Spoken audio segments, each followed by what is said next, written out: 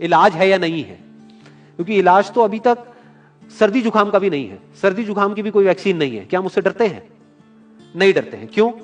क्योंकि ज्यादा लोग नहीं मरते हैं। तो सबसे पहले डेथ रेट कैलकुलेट करते हैं कि एग्जैक्टली कितना है। कितने टेस्ट हुए? 40 लाख टेस्ट हुए, उसमें से 2 लाख लोगों को हुआ, तो नियर अबाउट एवरेज कितनी आई? 5% की। अगर यही हमने 4 करोड़ टेस्ट करे होते तो कितने डिटेक्ट हो गए होते अब तक? 20 लाख हो जाते। 40 करोड़ करे होते तो कितने हो जाते? 2 करोड़ हो जाते। टोटल अगर कर लिए होते हमने टेस्ट 130 करोड़ का, तो कितना नंबर निकल करके आ जाता? Near about 5 crore. इसका मतलब 5 करोड़ लोगों को या तो आज की डेट में है या हो चुका है। और एक और मजे की बात यह है कि कोरोना में ऐसा नहीं है कि जिसको भी होता है उन सबके सिम्टम्स आते हैं। 80% से ज्यादा जो केसेस होते हैं वो असिम्टोमेटिक होते हैं, उनमें कोई सिम्टम्स नहीं आते हैं। यानी अगर मुझे हो गया है और मैं ठीक भी हो गया हूं तो मुझे पता तक नहीं है। वो तब मुझे पता लगेगा अगर मैं अपने टेस्ट कराऊंगा, जिसको एंटीबॉडी टेस्ट बोलते हैं, और मेरी बॉडी में एंटीबॉडीज मिलेंगी, तब मैं कह सकता हूं कि हाँ मेरे को था और वो ठीक हो गया है। तो अभी अगर हम बेसिक सी कैलकुलेशन करें तो 5 करोड़ निकल करके आ रहा है नंबर। उसमें से डेथ कितनी हुई है? 5,800। तो 5 करोड़ में से 5,800 डेथ हुई है। पहले तो इसको कैलकुलेशन को हमको ठीक करना है। डेथ को अंडर रिपोर्ट करने का कोई तरीका नहीं है, बल्कि ओवर रिपोर्ट किया जा सकता है। ओवर रिपोर्ट कैसे? फॉर एग्जांपल आपकी बॉडी में टेस्ट हुआ, आपकी बॉडी में मिला कोरोना वायरस, लेकिन आपके अंदर पहले ही बहुत सारी प्रॉब्लम्स चली रही थी, तब भी आपकी किसी ना किसी वजह से डेथ होने ही वाली थी। बट क्योंकि ये कोरोना आया आपकी बॉडी में, इस वजह से आपकी डेथ हो गई, तो ये ट्रिगर कर गया। तो ये जो 5800 का नंबर है, ये इससे कम तो हो सकता है, इससे ज्यादा होने के चांसेस बहुत कम है। बट एक बार को हम मान लेते हैं कि इतना ही है नंबर, ना कम है ना ज्यादा है, तो कितनी परसेंटेज निकल करके आई? 5 करोड़ में से अगर 5800 डेथ्स हुई हैं तो क्या परसेंटेज निकल करके आई? Near about 0.01%। ये उससे बहुत कम है जितनी डेथ्स हमारे यहां पे होती हैं रोड एक्सीडेंट की वजह से। हर साल की अगर हम एक कैलकुलेशन देखें तो 1.5 लाख से ज्यादा डेथ हो जाती है इंडिया में रोड एक्सीडेंट्स की वजह से। हर 4 मिनट में एक डेथ होती है रोड एक्सीडेंट की वजह से। और अगर अभी आप देखोगे सड़कों पे एक बहुत ही फनी चीज नजर आ रही है। 2 व्हीलर पे जा रहे हैं, मास्क सबने लगाए हुए हैं, कभी भी नोट करना इस चीज को। हेलमेट नहीं पहने हुए, हेलमेट बहुत कम लोगों ने पहने हुए हैं। इससे हमको क्या समझ आ रहा है? क्या ये समझदारी है, बेवकूफी है? क्योंकि हेलमेट ना लगाने की वजह से उनके मरने के चांसेस उससे बहुत ज्यादा है, कई गुना ज्यादा है जितना कि कोरोना से मरने के उनके चांसेस है। तो ये डर है जो चारों तरफ फैल रहा है, और मीडिया डर को और बढ़ाता चला जा रहा है। और क्योंकि सही इंफॉर्मेशन किसी के भी पास में नहीं है, या सही कैलकुलेशन किसी के पास में नहीं है, ये जो अभी हम कर रहे हैं इसको मैथमेटिकल मॉडलिंग बोलते हैं। यानी एक डेटा को देख करके एक मॉडलिंग करी जाए और फिर समझा जाए कि एक्चुअल में जो सही डेटा है वो क्या है। ये नहीं कि लिमिटेड डेटा के बेस पे हम कोई भी कंक्लूजन ड्रॉ कर लें और उसके बेस पे डरते रहें। तो अगर इसका डेथ रेट 0.01% है तो हम सब इतना डर क्यों रहे हैं? क्या कुछ और है जिससे हमको डरना चाहिए, जिससे हम नहीं डर रहे हैं, जिसके बारे में कोई बात नहीं कर रहा है, जो इससे लाख गुना ज्यादा भयानक है? मतलब कोरोना से लाख गुना ज्यादा खतरनाक कुछ है जिससे हम नहीं डर रहे हैं और इससे हम डर रहे हैं। वो क्या है जिससे हमको डरना चाहिए?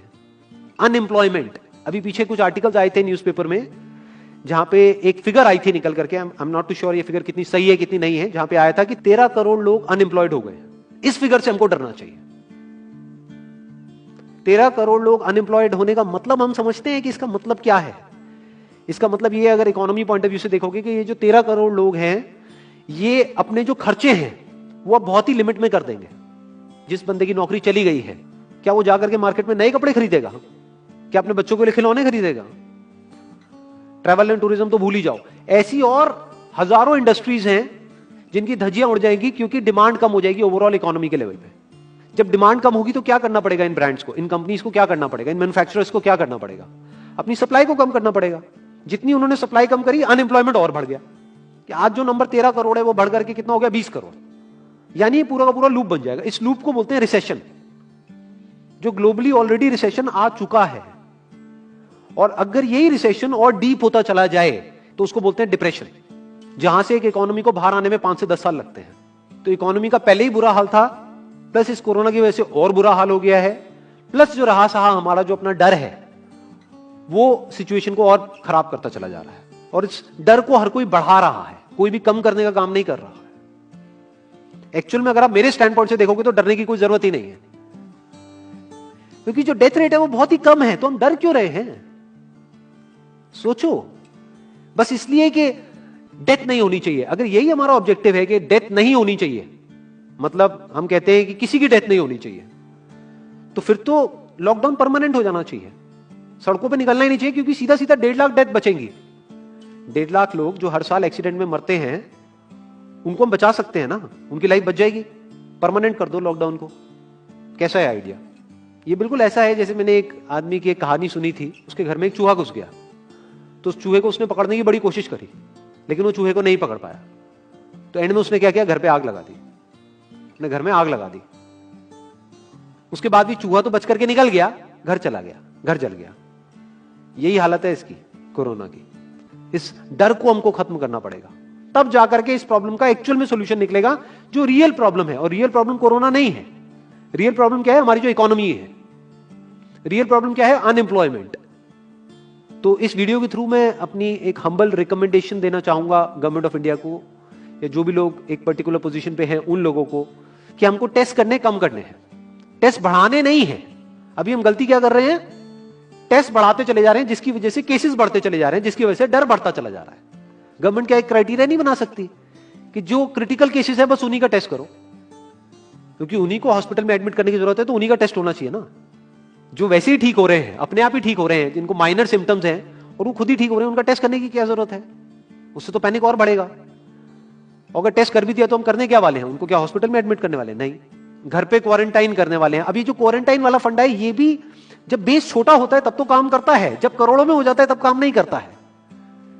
मैं अगर एग्जांपल से समझाने की कोशिश करूं, जो मेरी थॉट प्रोसेस है उसको इमेजिन करो। एक ऐसी सिचुएशन है कि हम एक घर में है और चारों तरफ से बाढ़ आई हुई है, और ये जो घर है हमारा वो ऐसा है, इसको इमेजिन करो, जहां पे हजारों दरवाजे हैं। तो हम क्या करें, इसमें से एक दरवाजे को पकड़ लें और उसी को पक्का करते चले जाएं। ये है क्वारंटीन, और बाकी के हजारों खुले पड़े हैं। एक को हम पक्का करते चले जा रहे हैं, क्योंकि यहां से पानी अंदर नहीं आना चाहिए। इंडिया की पॉपुलेशन क्या है? 130 करोड़। टेस्ट कितने हुए हैं अभी तक? 40 लाख। दिल्ली के कितने हो रहे हैं? 1 लाख। महीने के कितने हुए? 30 लाख। साल के कितने हुए? 3 करोड़ 60 लाख। तो यानी कि अगर हमको सबका टेस्ट करना है तो कितने साल लगेंगे? 36 साल। तो जब हमको दिख रहा है साफ साफ कि हम सबका टेस्ट कर ही नहीं सकते, तो हम टेस्ट क्यों बढ़ाते चले जा रहे हैं?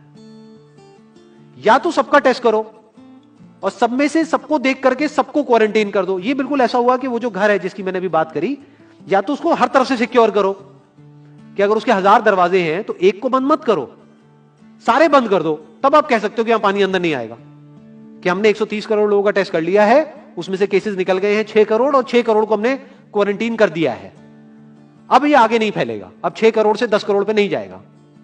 बट हमने टेस्ट ही करे 40 लाख, जिसमें से केसेस आए 2 लाख। अगर इन 2 लाख को हमने क्वारंटीन कर भी दिया तो बाकी करोड़ों लोग तो बाहर घूम रहे हैं ना। तो उससे होगा क्या? तो अब हमको समझ जाना चाहिए कि इसको रोकने का कोई तरीका नहीं है। तो अब इसका प्रैक्टिकल सॉल्यूशन क्या है? गवर्नमेंट की तरफ से हमको सिर्फ ये इंफॉर्मेशन चाहिए कि भैया अभी कितने बेड्स ऑक्यूपाइड हैं आपके स्टेट में, और अभी कितने और आपने अरेंजमेंट कर रखा है, और कितने और कर सकते हो। अब वो बेड चाहे किसी हॉस्पिटल में हो चाहे किसी होटल में हो। और प्लस ये इंफॉर्मेशन क्यों नहीं जा रही लोगों के पास में कि इतना डरने की जरूरत नहीं है जितना आप डर रहे हो।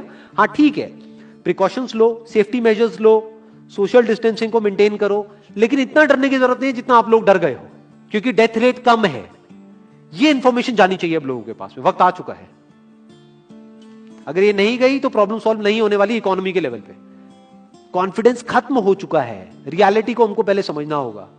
अभी प्रॉब्लम क्या हो रही है? हम कह रहे हैं कि हाँ कंस्ट्रक्शन एक्टिविटीज अलाउड है। गवर्नमेंट को क्या लग रहा है? अलाउड बोल करके सारी प्रॉब्लम सॉल्व हो जाएगी। अलाउड तो हो गई, बट मेरे जो फ्रेंड्स हैं जो कंस्ट्रक्शन इंडस्ट्री में हैं, वो बता रहे हैं कि लेबर ही नहीं है, लेबर सारी अपने गांव चली गई है। तो अब कौन कंस्ट्रक्शन करेगा वहां पे? अब ये लेबर चली तो गई है, इसको वापस कैसे बुलाओगे? मीडिया में अगर रोज ये दिखेगा कि केसेस बढ़ रहे हैं, केसेस बढ़ रहे हैं, केसेस बढ़ रहे हैं, वापस आएंगे वो लोग? 1 से लाख नहीं आएंगे। तो उनको मीडिया में क्या दिखना चाहिए, न्यूज में क्या दिखना चाहिए? कि अब ये प्रॉब्लम सॉल्व हो रही है। तो लोगों के अंदर का डर निकलना चाहिए। यानी जो भी मैंने अभी तक कहा, अगर मैं उसको सम अप करूं तो वो क्या है प्रैक्टिकली, अगर पॉइंटर्स में सॉल्यूशन देखा जाए। नंबर 1 मोस्ट इंपॉर्टेंट, टेस्ट धीरे धीरे हमको कम करने हैं, बढ़ाने नहीं है। दिन के 1 लाख टेस्ट हो रहे हैं, मैं ये नहीं कह रहा कि एकदम से 10,000 कर दो, 1 लाख के 90,000 कर दो, एटलीस्ट बढ़ाओ मत। समझ गए? 1 लाख के 1.5 लाख टेस्ट मत करो दिन के, 2 लाख मत करो, क्योंकि तब भी 36 साल लगेंगे पूरा करने में। अगर आपने स्पीड डबल भी कर दी तब भी 18 साल लगेंगे। 18 साल तक तो पता नहीं ये बीमारी कहां होगी, किसी को याद तक नहीं होगा।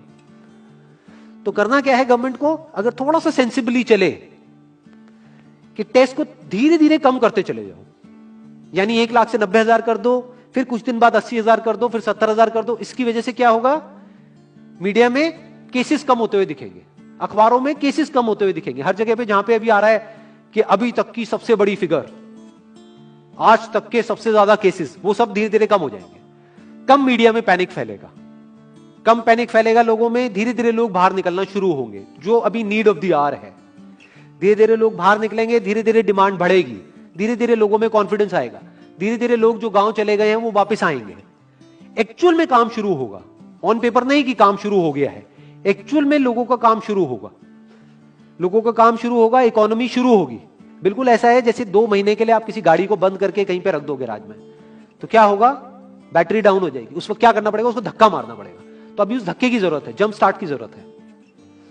अब जो टाइम है वो डरने का नहीं है, इस डर को खत्म करने का है, क्योंकि कोरोना ने जितने लोगों को नहीं मारा, ये डर मारने वाला है असलियत में। तो अब इस डर को खत्म करने का टाइम आ गया है। अब हम सबको मिलकर के दिमाग ये लगाना है, ये नहीं कि डर को कैसे बढ़ाएं, बल्कि दिमाग ये लगाना है कि डर को कैसे कम करें या खत्म करें, और लोगों के कॉन्फिडेंस को कैसे वापस से लेकर के आए।